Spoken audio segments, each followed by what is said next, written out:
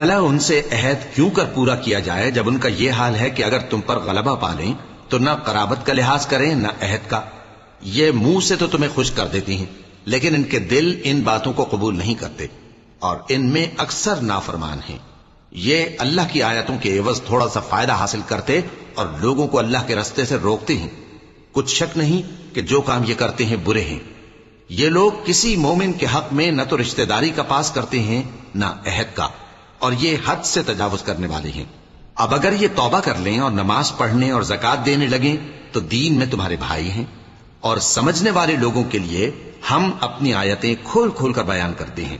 اور اگر عہد کرنے کے بعد اپنی قسموں کو توڑ ڈالیں اور تمہارے دین میں تانا زنی کرنے لگے تو ان کفر کے پیشواؤں سے جنگ کرو. ان کی قسموں کا کچھ اعتبار نہیں ہے. عجب نہیں کہ اپنی حرکات سے باز آ جائیں. بھلا تم ایسے لوگوں سے کیوں نہ لڑو جنہوں نے اپنی قسموں کو توڑ ڈالا اور پیغمبر کو وطن سے نکالنے کا ارادہ کر لیا اور انہوں نے تم سے عہد شکنی کی ابتدا کی. کیا تم ایسے لوگوں سے ڈرتے ہو؟ سو ڈرنے کے لائق تو اللہ ہے اگر تم ایمان والے ہو. ان سے خوب لڑو. اللہ ان کو تمہارے ہاتھوں سے عذاب میں ڈالے گا اور انہیں رسوا کرے گا اور تم کو ان پر غلبہ دے گا اور مومن لوگوں کے سینوں کو شفا بخشے گا